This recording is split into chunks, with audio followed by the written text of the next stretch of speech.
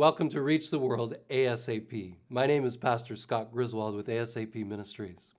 Recently, two Seventh-day Adventist ladies in Iowa were about to have their first Bible study with a Kurdish family of refugees that had moved there from Iraq. They weren't sure where to start. They've discussed and talked together. Most of our written Bible studies begin with the image of Daniel 2 to show that God's Word can be trusted. But won't that be confusing for them? And the story even takes place in Iraq with a mean king. Maybe it's not a good idea. They decided to just do something simple on prayer. Well, when they got there, they were surprised to find the father was agitated. But he said, come in, I must tell you about my dream." "What, a dream?" We Americans don't put much stock in dreams typically. We know about the science of the brain and we know about the danger of eating pizza too late and how that affects you. Dreams are just kind of weird. But God has used dreams many times in the Bible, and it shows how important they can be to communicate truth. The father continued, "In my dream, I was looking up into the sky, and I saw a stone, a small stone, that started to get larger and larger until it looked like it was going to smash into me and destroy everything. What does it mean?" Oh, the two ladies knew immediately that they must open to Daniel 2 and share about the rock. The rock that became larger until it became a mountain was a symbol of the coming of Christ that will bring this world with all its war and suffering to an end. It turned out as they studied Daniel that these people even knew some of the Daniel stories from their history books in Iraq. There were more dreams to come, but first I want to tell you how these two ladies and this family first met. It started with the church's plan for outreach to the local children. The local neighborhood had major problems with crime. Leaders in the community wanted to see that change, and so they requested local groups and churches to have positive programs right there in the community. Some of the church members said, "Let's hold our vacation Bible school in the park this year." Despite the potential dangers of shootings, they said, "God will protect us. He loves these children." Well, a family of Kurdish refugees showed up. Their children loved the science experiments and the English songs. It was really special. As church members, they started getting acquainted with this Kurdish family. They learned how they had fled the ISIS, the Islamic militant group in Iraq, and had just arrived in America. It was a huge relief for them to be away from the fighting.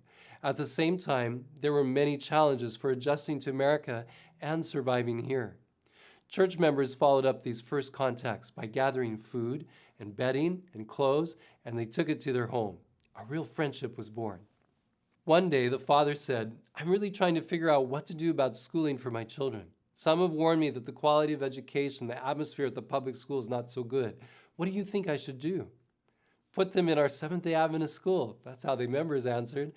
How could they possibly afford to do that? Besides, he had 9 children, with 5 of them in the elementary school age. But the Iowa-Missouri Conference has raised money just for this kind of thing. As long as there's money in the funds, they will pay everything for a refugee student the first year, 3/4 the second year, half the third, and a fourth for the fourth year. So all 5 of the children were accepted at the school, and another one at preschool too. They're all studying there now. Somewhere after that, 2 ladies from the church invited them to study the Bible, and they agreed. That's amazing in itself. You know why? 22 million or so Kurds in the world, and less than 1% of them are Christian. There's no real country of Kurdistan. It's just sections of Iraq, Iran, Syria, Turkey. There are many distinct unreached people groups even within the Kurdish grouping. After that first dream of the stone, 3 weeks passed with a study each week. They used a smartphone app called Bible Is to get the Bible in Arabic, and then they could listen back and forth. Then one night, they were again greeted at the door with news of a dream. This time it was the wife. "You must tell me what my dream means," she said, and invited them in. The 2 ladies felt like Daniel, the interpreter of dreams, but hardly worthy to do so. "What was it? What did you dream?" She said, "I was standing in our house in Iraq. The ISIS militia was coming right for us. There was no time to run, no way we could hide. I knew this time we would be killed." You could just feel the emotion in her voice as she was sharing her dream. It was so real because she'd gone through something so similar. Then she said, "Suddenly a man stood beside me. He was the whitest man I have ever seen. His hair was white, his beard was white, his clothes shone with the brightest white. And then he said to me, 'Don't be afraid. I'm going to put a robe around you that will make it so they can't see you.'" The two ladies just stared in awe as she continued to tell her story. I was so happy I took his hand to kiss it. There was a mark on the back of his hand, so I turned it over and there was another mark on his palm. I asked him, "How did you get these?" He said, "My father gave it to me." That was my dream. Can you tell me who was that man? The two ladies eagerly pulled them to the couches to open up the Bible to Revelation 1 and the description of the Son of Man. There it says, his head and hair were white like wool, as white as snow, and his eyes like a flame of fire. Revelation 1, verse 14. Can you believe it?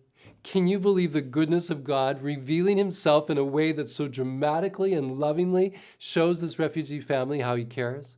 I love this God of miracle. I love this Jesus with the marks of the cross in his hands. Do we understand what it's like to be a refugee? Jesus does. He and Joseph and Mary experienced it when he was a baby.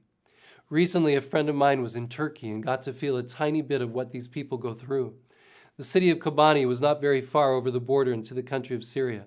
That's where Kurdish and ISIS soldiers have been battling for about a month. At least 130,000 Syrian Kurds have poured out of the conflict, fleeing into Turkey. My friend could feel the very tangible tension and worry in the air. I cannot imagine the fear in the heart of a father and mother who are trying to flee certain death, pulling their children behind them, carrying them when they have to, hoping against hope for a life, let alone a good future for themselves and their children. That's what this Kurdish family in Iowa has experienced by coming to America. They found safety. Did you know that between 1976 and 1997, 4 waves of Kurdish refugees came to America? Over 50,000 have settled here, and surely more will come with all the continued conflict in Iraq and Syria. And Nashville, Tennessee is home to the largest settlement, some 11,000, earning it the name Little Kurdistan. Many of these refugees left professional work and have taken low-paying jobs in America just to survive. But many of them have thrived. The question is, how many of them have a Christian friend? Joshua Project lists the percentage of Christians among the Kurdish people in America as 0. Will you, like the two ladies in the story, seek to change that? You can learn more how to do that at our website, reachtheworldnextdoor.com.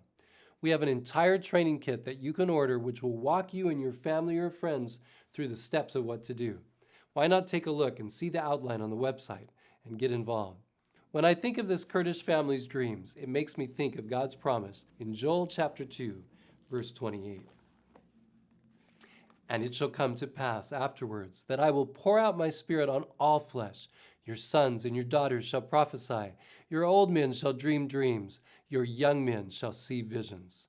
Will you join me in praying for those miracles to take place so that verse 32 may be fulfilled? And whoever calls on the name of the Lord shall be saved. Together, let's reach the world ASAP.